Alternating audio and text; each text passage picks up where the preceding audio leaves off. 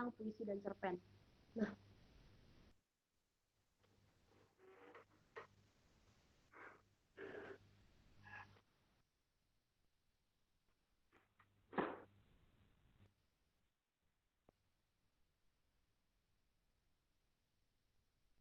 kita masuk ke slide pertama.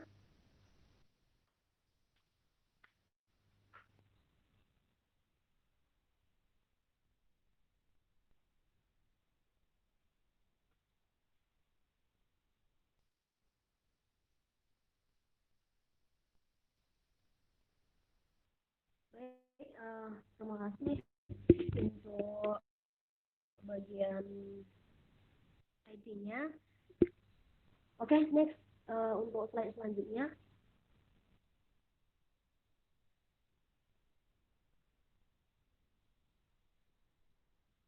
Oke.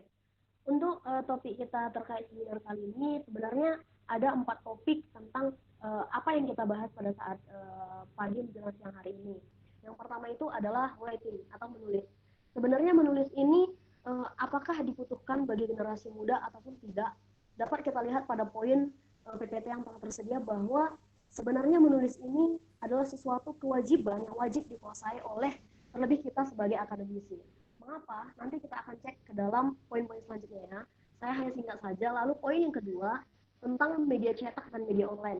Apa sih sebenarnya yang menjadi urgensi dari di era digital ini? Sebenarnya apakah kita harus berkecimpung dalam dunia media online maupun cetak itu sendiri? Nanti kita akan lihat bagaimana perkembangannya di masa kini, masa mendatang, terlebih di masa new normal nanti. Lalu poin yang ketiga itu adalah youth, generasi mudanya. Kita tahu bahwa kita sebenarnya adalah sebagai generasi muda yang membangun suatu bangsa. Nah, apabila kita sebagai generasi muda tidak mampu memiliki daya analisis yang tinggi terhadap tantangan zaman, bagaimanakah kedepannya kemajuan suatu bangsa itu seperti itu? Itu yang menjadi pertanyaan nantinya. Lalu poin yang keempat itu adalah tentang time, waktu, masa kini dan masa datang. Nanti kita akan mendapatkan solusi-solusi terkait menulis cerpen dan menulis puisi nantinya. Oke, next Kak. Oke, yang pertama,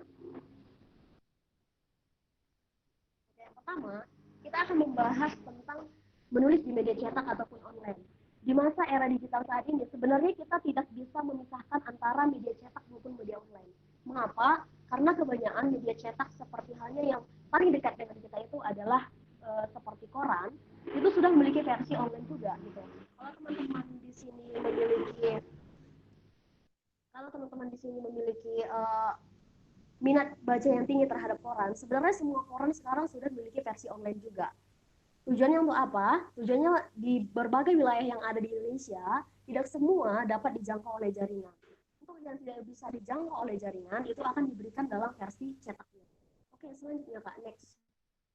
Oke, sebelum kita mulai lebih dalam lagi, sebenarnya ketika kita ingin memiliki niat untuk menulis itu, apa sih yang perlu kita lihat gitu?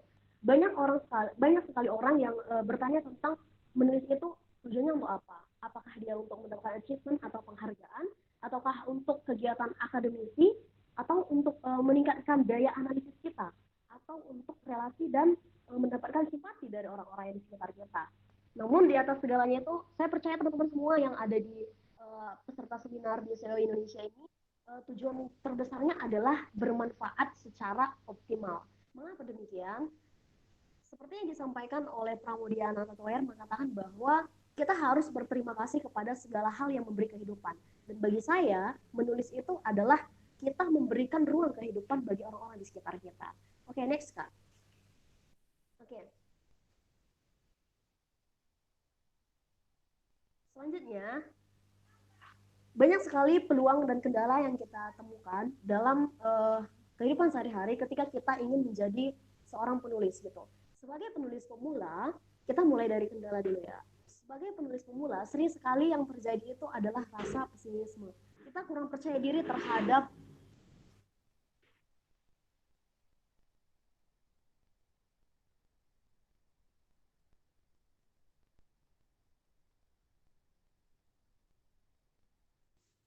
kita maaf ya, kita kurang percaya diri terhadap apa yang menjadi potensi diri kita dalam menulis gitu.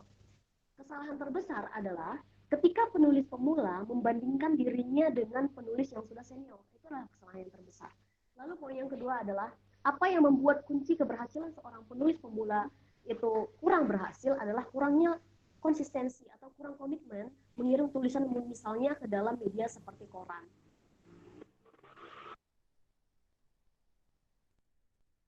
Oke, saya lanjut. Lalu poin yang ketiga kenalannya itu adalah tentang motivasi dan media. Nah, motivasi kamu sebenarnya untuk menulis itu apa? Apakah untuk suatu keabadian atau seperti yang saya awal tadi katakan, apakah untuk memberi kehidupan bagi orang-orang di sekitar melalui kebermanfaatan?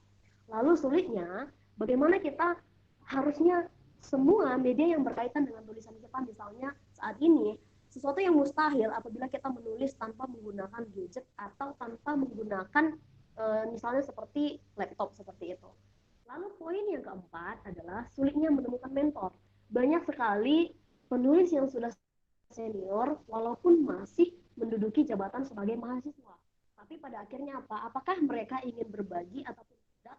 Itu tergantung dari mereka. Namun pada data-data dan faktanya hanya sedikit sekali mahasiswa yang sudah berhasil dalam dunia kepenulisan ingin berbagi bagi orang-orang di sekitarnya. Nah, ketika kita sudah berbicara tentang kendala, kita akan masuk ke dalam poin peluang.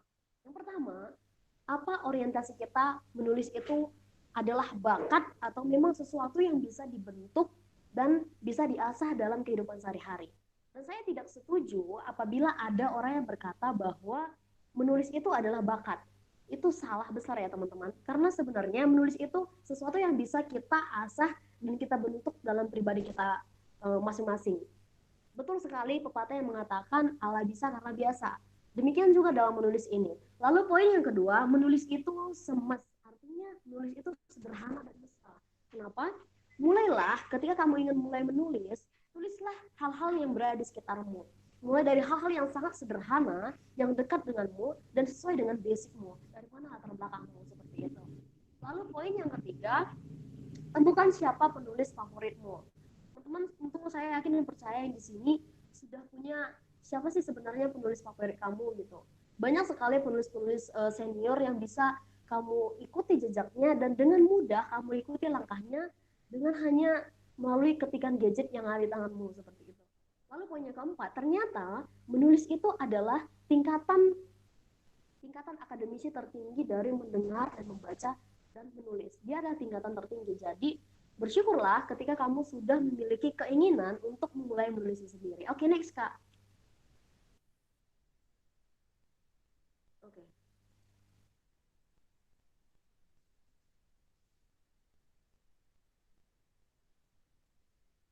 Selanjutnya tentang media cetak ataupun media online. Tadi sudah saya sedikit singgung tentang media cetak dan media online ini. Kalau untuk era digital saat ini kita tidak bisa membatasi tentang uh, dan membedakan atau mengklasifikasikan mana yang menjadi media cetak dan media online karena semua sudah masuk ke dalam ranah yang hampir dua-duanya memiliki versi gitu. Yang pertama itu adalah ada yang disebut dengan koran, ada yang disebut dengan majalah, majalah internal. Nah, saya akan bahas ke dalam majalah internal ini. Majalah internal itu biasanya majalah yang biasanya dibentuk dan diciptakan dan dipublikasikan oleh suatu universitas atau jurusan bahkan fakultas untuk mempromosikan kegiatan ataupun hal-hal lain yang berkaitan dengan aktivitas akademisi. Lalu yang terakhir adalah buku, dan kalau teman-teman ingin lihat dari versi online itu ada juga yang namanya jurnal. Yang sangat famous saat ini adalah whiteboard journal. Teman-teman bisa ketik dan sambil pelajari juga, ada langsung diketik aja di Google namanya whiteboard journal ya. Oke, next Kak. Oke, selanjutnya untuk koran yang ada di Sumatera Utara, karena saya orang Sumatera ya teman-teman, bisa cari tahu eh, koran yang paling terkenal, yang paling diminati di daerah-daerah masing-masingnya, biasanya berbeda. Kalau dia secara tingkatan nasional, dia bisa koran harian Kompas, ada juga koran harian Merdeka, Detik gitu. Tapi kalau untuk Sumatera Utara, saya hanya ambil sampelnya 5. Yang pertama itu adalah Harian Analisa, Lalu yang kedua, medan bisnis. Yang ketiga, waspada dan mimbar umum. Yang kelima, sinar Indonesia baru. Dan sebenarnya banyak sekali koran-koran yang bisa kamu tuju untuk mengirimkan tulisanmu. Ini hanya sebagian bagi yang di Sumatera Utara mungkin bisa mengambil referensi dari PPT uh, yang saya sebutkan dalam poin-poin tersebut ya. Nanti kita akan share. Oke, selanjutnya Kak. Oke. Oke, selanjutnya untuk media online, ini terkhusus untuk media online, kamu bisa share tulisanmu melalui blog pribadi. Blog pribadi itu ada bentuk WordPress atau Blogspot dan lain-lain sekali. Dan untuk online ini saya samakan juga dengan yang namanya lomba online. Kenapa? Karena melalui lomba online karyamu bisa dipublikasikan melalui uh, blog yang dimiliki oleh kegiatan kepanitiaan itu sendiri. Dan bukan hanya itu, apabila memungkinkan, banyak sekali lomba-lomba online yang menjadikan karya-karya para pemenang untuk diantologikan dalam bentuk buku cetak. Lalu poin yang kedua adalah blog umum. Nah, teman-teman bisa buat akun pribadi di bagian blog umum. Saya yang ketahui saya ada 3. Yang pertama itu adalah Kompasiana, lalu yang kedua IDN Times, yang ketiga adalah GeoTimes. Ini free, jadi kalian bisa kirim tulisan kalian dan langsung tercantum dan langsung dimuat dalam itu tanpa perlu menunggu respon dari redaktur dari blog umum tersebut. Lalu ada poin yang ketiga, sebenarnya ini poin ketiga ini masuk ke dalam bagian blog umum ya. Namun perbedaannya kalau mojok.co atau Whiteboard Journal, basabasi.co dan kongko.co itu dia tulisannya harus melalui kelulusan redaktur dulu gitu. Jadi dia tulisannya harus diperiksa dulu oleh redaktur. Bagi tulisan yang dimuat itu akan mendapatkan honor dan publikasi dari redakturnya sendiri. Oke, next Kak. Oke. Apa yang perlu kita tahu ketika kita ingin menulis di media cetak maupun di media online gitu? Kita samakan saja pukul rata. Yang pertama itu cari tahu koran di daerahmu dan pilihlah gitu. Tujuannya untuk apa? Karena melalui publikasi yang ada di daerahmu itu, kamu akan tahu bagaimana sebenarnya itu akan menyambung nanti ke karakteristik yang kedua. Setiap koran ataupun media cetak dia memiliki karakteristik masing-masing gitu. Misalnya apabila teman-teman bedakan antara analisa dengan medan bisnis, medan bisnis itu lebih fokus ke dalam fenomena yang berkaitan dengan perekonomian gitu. Lalu kita langsung masuk ke poin ketiga adalah perhatikan petunjuk tulisan gitu. Kenapa kita perlu membaca koran-koran yang ada di daerah kita? Karena di bagian kalau biasanya itu pojok kiri yang bagian bawah, biasanya di situ ada diberikan petunjuk bagaimana cara kita mengirim tulisan, berapa jumlah katanya, dan topik apa gitu. Biasanya kalau koran harian Kompas itu akan mencantumkan minggu depan kita akan menggunakan topik apa tulisan kita gitu. Jadi eh, akan menjadi peluang yang kecil apabila kita tidak memperhatikan topik apa minggu depannya seperti itu. Lalu poin yang keempat adalah jadilah pembaca pertama dari tulisanmu. Apa sih tujuannya? Yang pertama itu adalah agar kamu tidak terburu-buru dalam mengirim tulisan. Sebenarnya apa sih yang menjadi kesalahan terbesar dari penulis pemula jika ingin mempublikasikan tulisannya? Karena mereka terlalu terburu-buru, terlalu ambisi terhadap publikasi tulisannya itu sendiri gitu. Sebenarnya yang menjadi titik fokus dari redaktur suatu media itu adalah bukan bagus atau tidaknya tulisanmu, tetapi eh, jauhilah hal-hal yang misalnya kesalahan penulisan kalimat yang tidak efektif, penggunaan penggunaan tanda baca itu sebenarnya hal-hal terkecil yang mungkin harus kamu perhatikan demi publikasi tulisan itu sendiri di suatu media. Lalu yang kelima, konsistensi menulis dan konsistensi evaluasi. Artinya tidak mungkin dan mustahil sekali seorang penulis pemula akan mendapatkan media promosi tentang tulisannya namun tidak melakukan konsistensi dalam menulis dan konsistensi dalam evaluasi. Artinya kamu harus rajin mengevaluasi tulisanmu dan harus rajin tetap mengirim tulisanmu walaupun belum dimuat. Oke, next Kak. Oke, pada umumnya selanjutnya pada umumnya jenis tulisan yang dimuat oleh media cetak maupun online itu Yang pertama opini, yang kedua esai, yang ketiga review buku, yang keempat puisi, dan yang kelima cerita pendek. Dan teman-teman bisa perhatikan di slide sudah saya ketikkan tentang berapa jumlah kata yang pada umumnya diminta oleh media cetak maupun media online. Jika opini itu 4.000 kata sampai dengan 8.000 kata, dan esai 4.000 kata sampai dengan 5.000 kata. Jika review buku itu sampai 3.000 kata sampai 4.500 kata. Jika puisi, biasakan maksimal 2 bait, karena kolom untuk puisi itu sangat sempit, teman-teman. Lalu yang untuk cerita pendek itu 3.000 kata sampai 5.000 kata. Oke, next, Kak. Oke. Uh, yang pertama kita akan bahas tentang puisi itu sendiri ya. Bagaimana ciri khasnya yang pada umumnya dimuat di koran-koran yang akan kalian tuju. Nah, saya akan menyampaikan berdasarkan pengalaman saya dan berdasarkan apa yang saya lihat di koran yang ada di Sumatera Utara ya. Yang pertama, maksimal 2 bait. Tujuannya adalah demi menambah peluang dimuat, karena koran, sudah saya katakan, karena koran untuk bagian kolom puisi itu sangat sempit ya teman-teman, sangat berbeda dengan kolom opini dan kolom cerita pendek.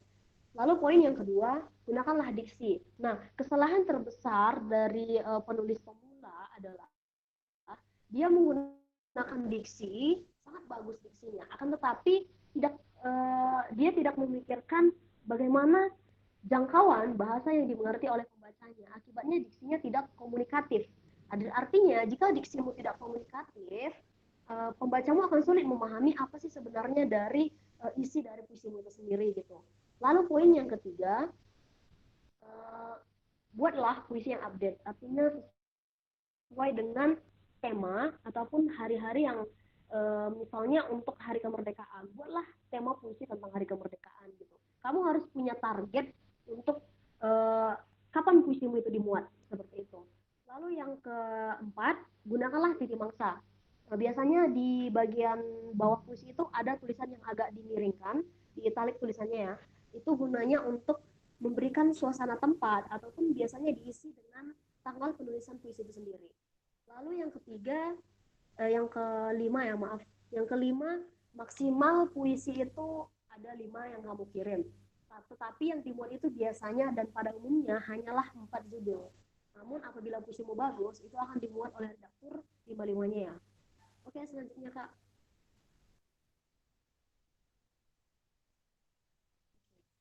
Kita masuk ke cerpen. Cerita pendek. Apa sih yang membedakan antara cerita pendek koran dan cerita pendek buku? Tapi yang kita lihat fenomena saat ini, yang banyak pembacanya itu yang mana? Yang banyak pembacanya itu adalah cerpen koran ya teman-teman. Kenapa? Karena biasanya cerpen yang di buku itu dia hanya memperhatikan bagaimana urutan itu, dan jarang sekali cerpen yang di buku itu menggunakan urutan maju mundur. Dia hanya menggunakan urutan yang sesuai dengan urutan mulai orientasi, ada awal masalah sampai klimaks, lalu kembali lagi ke solusi, seperti itu. Namun kalau di cerpen koran, kamu akan diawali dengan kejutan awal. Lalu dengan kejutan awal itu, pembaca akan sangat tertarik untuk membaca apa sih sebenarnya isi dari cerpen itu gitu. Lalu poin yang kedua, cerpen koran ini dia lebih populer dan lebih menarik sebenarnya. Teman-teman kalau ada di sini yang pernah baca cerpen yang di koran, tentu tahu betul bagaimana cara membedakan alur ceritanya juga antara cerpen buku dan cerpen koran ya. Nanti mungkin kalau ada yang bertanya bisa langsung ditanyakan tentang cerpen ini. Selanjutnya,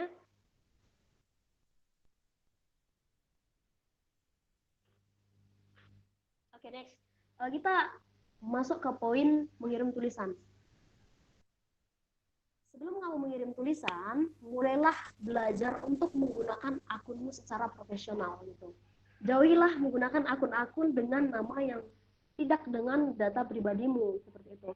Misalnya kamu menggunakan akun dengan misalnya sama namanya dengan Kak moderator, Kak Elisma ya, Kak Elisma cantik, seperti itu. Hindari menggunakan akun-akun yang seperti itu. Mulailah menggunakan akun pribadi dengan akun yang sesuai dengan yang ada di KTP ya teman-teman. Karena apa? Di era digital saat ini, orang akan menilai dirimu dari akun pribadimu. Gitu. Orang dapat menilai bagaimana kamu dari media sosialmu seperti itu. Uh, kita masuk ke dalam poin pertama. Dalam mengirim tulisan, di atasnya kamu buat karyamu, di lembar berikutnya, lampirkanlah data dirimu. Data diri ini bisa kamu lampirkan di bagian bawah, misalnya sesuai urutan di KTP, namun di bagian bawah silahkan scan KTP-mu dan buat di kolom berikutnya. Lalu poin yang kedua, di badan email buatlah salam.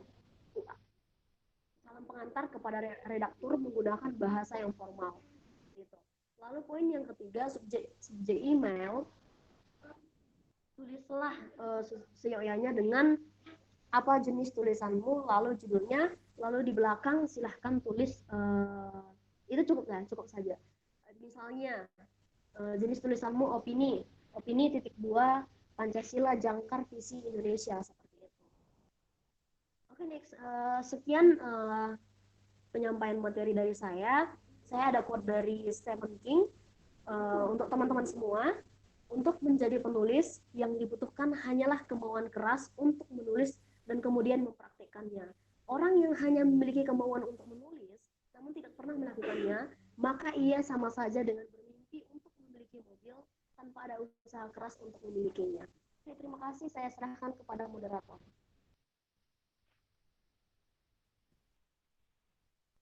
Terima kasih kepada Kak Yuni yang telah membawakan materi yang tentunya bermanfaat bagi kita semua. Selanjutnya kita menuju sesi tanya jawab. Jika ingin bertanya, dipersilakan untuk menuliskannya di room chat.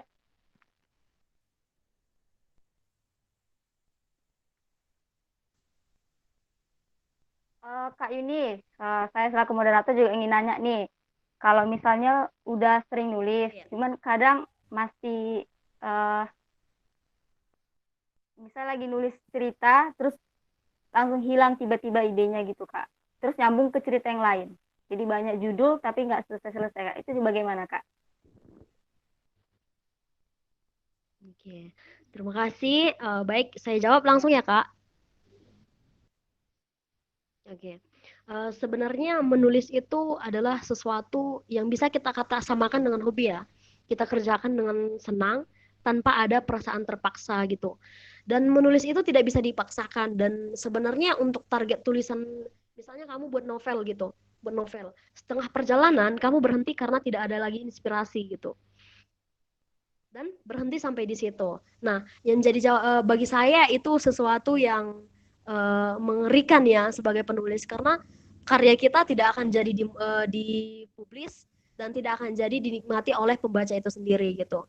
Nah, yang perlu kita lakukan yang pertama adalah mulailah refresh dirimu dan jangan paksakan bahwa tulisanmu harus selesai di sini gitu. Karena menulis itu bukan paksaan gitu.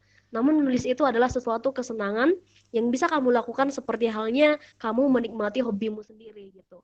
Lalu poin yang kedua adalah mulailah membaca karya dari orang lain gitu. Sebenarnya eh, kenapa kita berhenti di tengah jalan? Karena kita kurang memiliki inspirasi sebenarnya. Dan inspirasi itu dari seorang penulis sebenarnya bisa kita dapatkan bukan hanya dari pergi refreshing, jalan-jalan gitu. Tapi kamu bisa juga menemukannya hanya dengan membaca karya orang lain gitu. Seperti itu sih solusi dari saya gitu. Lalu yang ketiga, istirahatlah gitu. Jangan paksakan. Itulah dari saya. Terima kasih. Terima kasih Kak atas jawabannya. Ada pertanyaan nih Kak. Kak saya dari Kak Gabriela Rasiman. Kak saya mau tanya, tadi kan katanya ketika mengirim karya menggunakan data diri sesuai KTP. Nah, saya ingin bertanya, apakah kalau begitu kita tidak boleh menggunakan nama pena? Terima kasih. Kak Yuni. Oke, terima kasih untuk Kak Gabriela ya.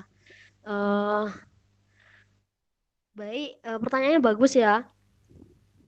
Sebenarnya nama pena itu bebas ya teman-teman. Nama pena, misalnya namanya, saya ada kenal satu penulis dari Sumatera Utara. Dia dari Binjai, namanya T T T Sandi Situmorang. Jadi dia buat nama penanya TS Situmorang gitu. Jadi bebas saja Pri. Namun kalau teman-teman ingin menggunakan nama pena boleh saja, tapi di bagian judul. Misalnya puisi oleh misalnya Kak Gabriela pengen buat nama pena misalnya GS gitu ya, GR gitu ya. GR gitu kan. G Resiman gitu, pengen buat nama pena itu gitu, nggak apa-apa. Namun di bagian biodata tetaplah buat data pribadimu sesuai dengan KTP gitu. Terima kasih.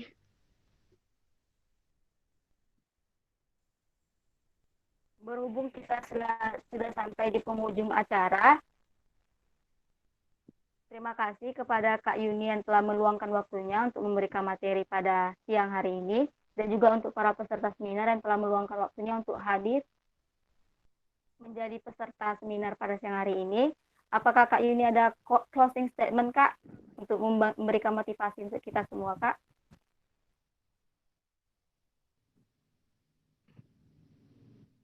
Oke, closing statement dari saya, jika kamu ingin menjadi penulis, menulislah, dan jika tidak dimuat, tetaplah menulis, menulis, dan menulis. Terima kasih. Oh, tunggu, Kak. Masih ada pertanyaan nih, Kak, dari tambahan dari Kak Gabriela. Ada 3 nih, Kak. Apa Kak Yunita bisa, Kak? Kak Yuni bisa menjawab? Boleh, Kak? Bisa, bisa, Kak. Jadi, pertanyaan pertama, bagaimanakah langkah mudah untuk menulis cerpen? Yang kedua, bagaimanakah cara menentukan topik yang tepat untuk menulis puisi? Yang ketiga, menurut Kakak di masa pandemi seperti ini, bagaimana cara kita untuk tetap menemukan ide yang tepat saat menulis? Oke, baik. Untuk Kak Gabriela, yang pertama itu bagaimanakah langkah mudah untuk menulis cerpen ya? Mudah saja gitu. Apa yang membedakan antara cerpen dan novel? Sebenarnya cerpen ini bisa kita samakan saja dengan buku harian kita sehari-hari gitu. Tapi kalau seandainya novel, saya sendiri mengartikannya sebagai kumpulan dari cerita hidup kita yang tidak bisa kita ambil dalam satu harian saja gitu. Namun kalau untuk cerpen, setiap hari kita bisa buat cerpen itu sendiri gitu. Gunakanlah topik ataupun pembahasan di dalam cerpenmu itu tentang pribadimu sendiri gitu. Jika ada temanmu yang bercerita, jadikanlah inspirasi untuk membuat karya gitu. Itu poin yang pertama ya. Lalu poin yang kedua, untuk penentuan topik menulis puisi, saya sendiri sesuai dengan apa yang saya alami dalam satu hari itu, sama dengan cara saya membuat cerpen. Namun teman-teman bisa menjadikan referensi untuk setiap hari itu ada peringatan-peringatan tentang hari-hari gitu. Misalnya 17 Agustus tentang hari kemerdekaan gitu. Kamu bisa buat puisi tentang nasionalisme, patriotisme, dan tentang kemerdekaan ataupun perjuangan ataupun tentang Indonesia sendiri gitu. Kamu bisa buat seperti itu. Dan teman-teman bisa lihat per hari itu untuk pertanggal itu kita memperingati hari apa seperti itu. Lalu poin yang ketiga, oke. Di masa pandemi ini kita sangat mudah ya untuk menemukan inspirasi. Tidak menutup kemungkinan teman-teman bisa eh, semakin dimudahkan untuk mengakses apapun yang terjadi di tengah pandemi saat ini melalui gadget yang ada di tangan Anda gitu. Eh, saya pribadi dari dulu tidak terpatok hanya menggunakan apa yang terjadi di lingkungan secara realitas dan langsung gitu. Namun saya melihat lebih banyak karya-karya saya itu saya lihat dari apa yang terjadi dan pemberitahuan di gadget saya gitu. Terima kasih.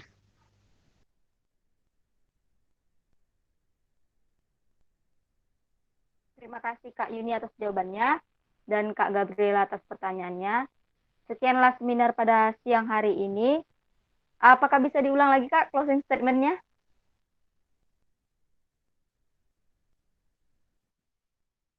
Oke, baik.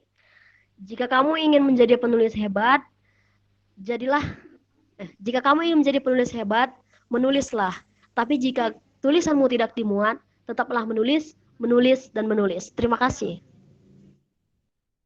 Sekianlah seminar pada hari ini. Untuk sertifikat nanti akan diinfokan di grup ya. Dan kepada para peserta seminar, terima kasih atas waktunya. Dan kepada Kak Yuni, terima kasih. Saya sebagai moderator mengundurkan diri dan maaf jika ada kesalahan kata. Selamat siang.